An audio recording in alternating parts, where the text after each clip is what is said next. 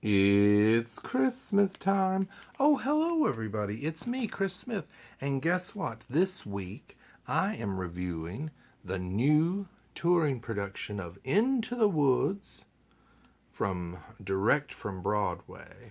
And it's doing a 10-city tour, and it's almost over. This is the last stop in Los Angeles at the beautiful Ahmanson Theatre, which is part of the Center Theatre Group. Look at this cute little card that I got when I was there. I love these little flyer things. If you go to Broadway, the hotels always have these little cards, and I used to just get them all. And people actually love to buy these things online. I should have gotten a few more. As I said, this is direct from Broadway. Back in 2022, they did a concert version of Into the Woods, the Stephen Sondheim James Lapine musical, which came out in 1987 and has had productions all over the world ever since then. And they did this revival concert for encores in New York in 2022, and then it transferred to Broadway with the whole cast, and it had Sarah Bareilles and Brian Darcy James and Julia Lester and Gavin Creel, just tons of people, and it was a big hit. The people loved it.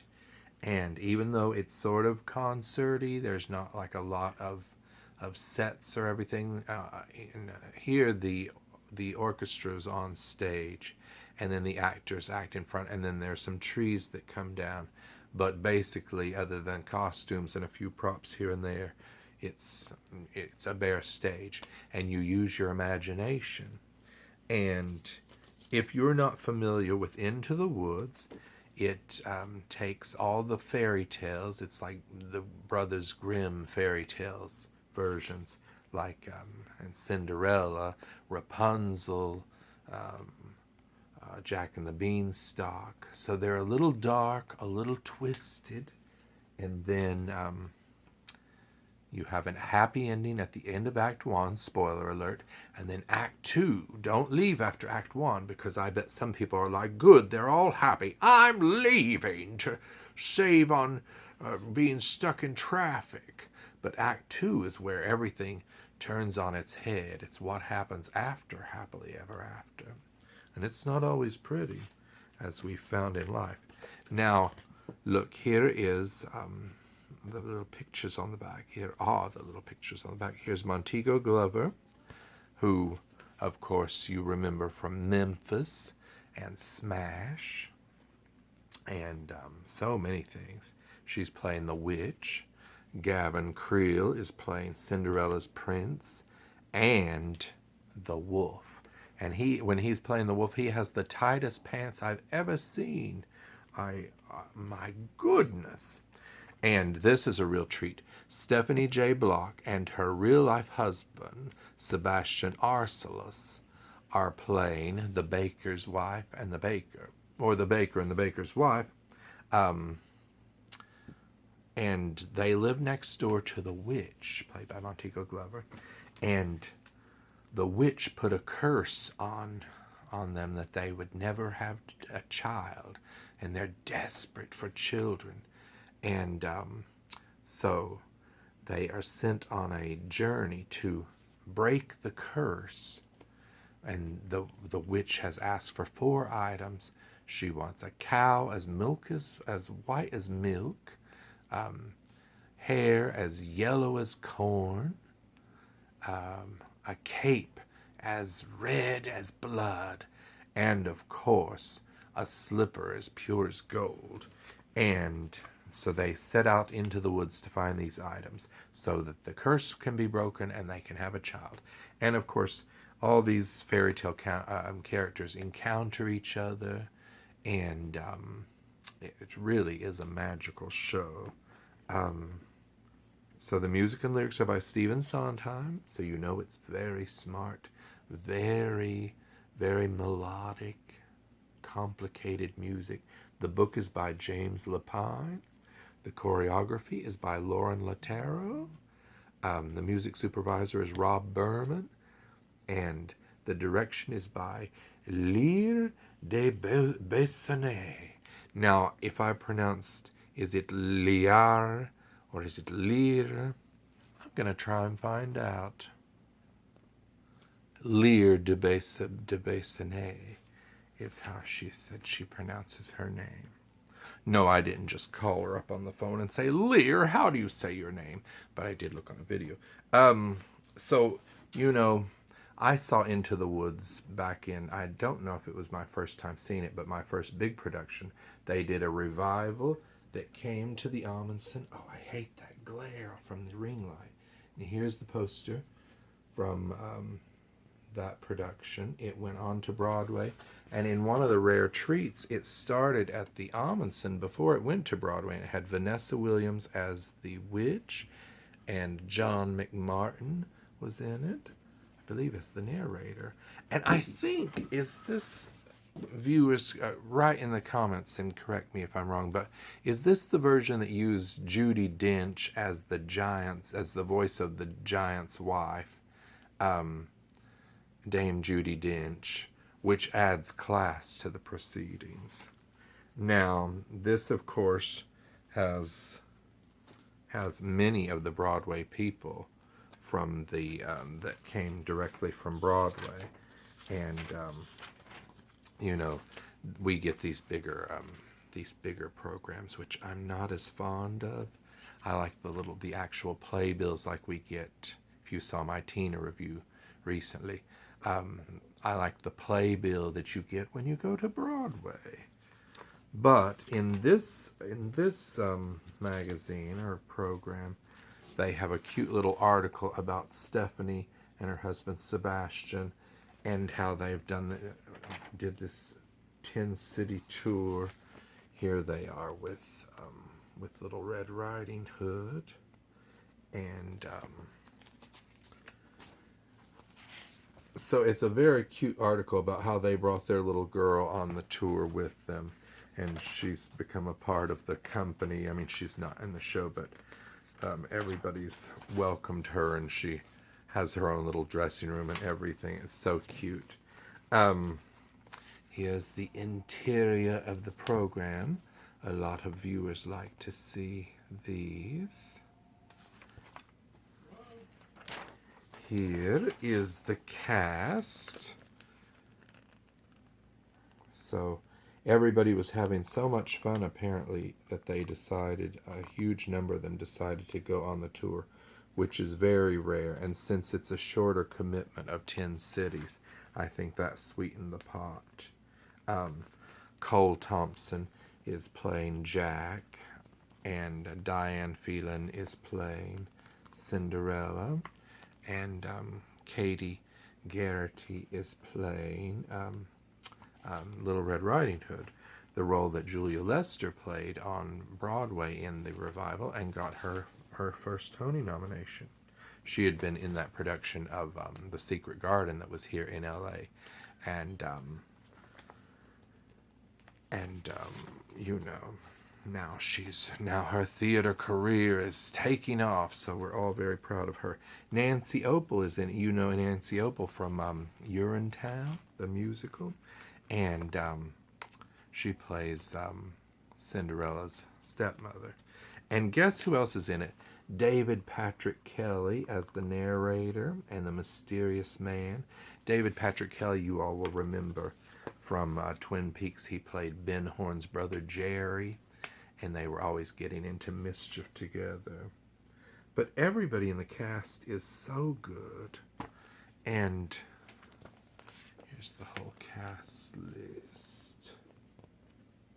Like I said, some people like to see the insides of these just because they might not get to see it. Of course, the little slip falls out. But don't worry, Stephanie J. Block was there. It was just welcoming, saying at this performance, the role of Lucinda will be played by Ellie Fishman. And of course, everybody is excellent. You know, everybody does such good work. Here's all the numbers.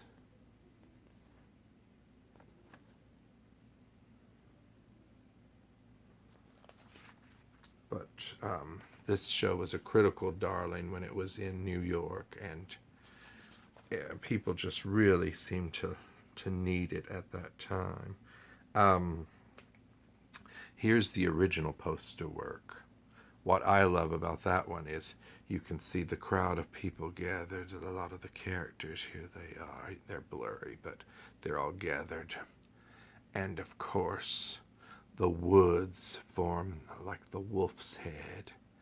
And the title is in like trees and stuff. Now, in later designs, as you can see, the 2002 revival features Little Red Riding Hood prominently. And what's clever about this poster work is that the woods are like the spines of the books.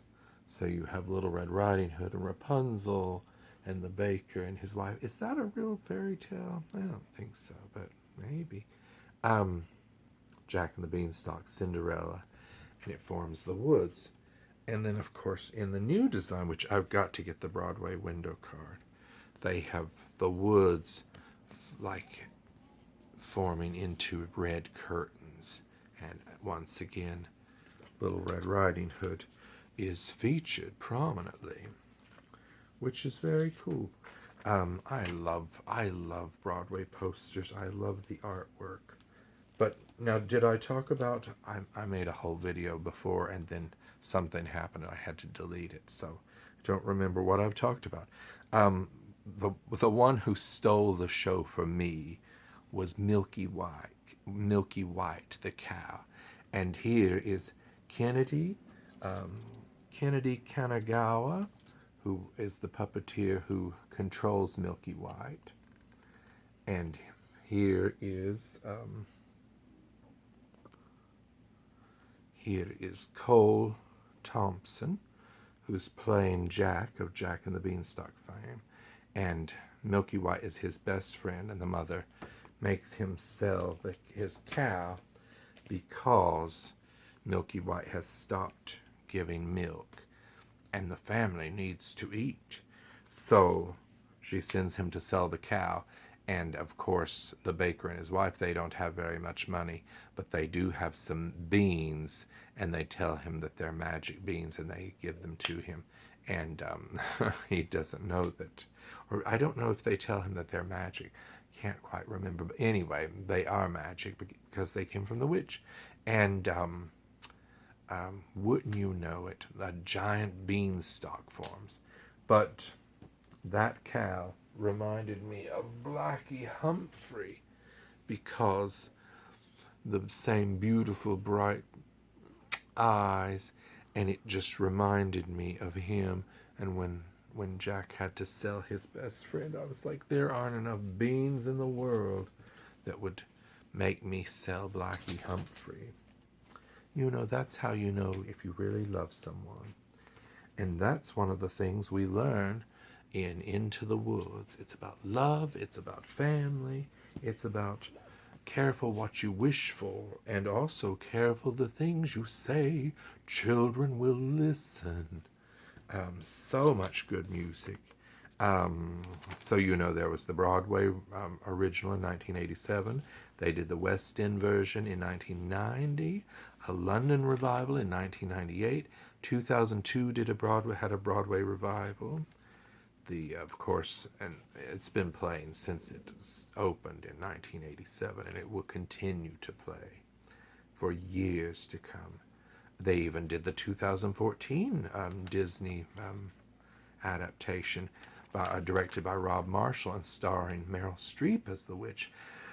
Now, that one wasn't my favorite. Again, I don't know what it is. The material was the same. There was something too dark about it, and some of the humor seemed to be missing. But I should revisit it and see. I should mention that there were a group of girls in front of us.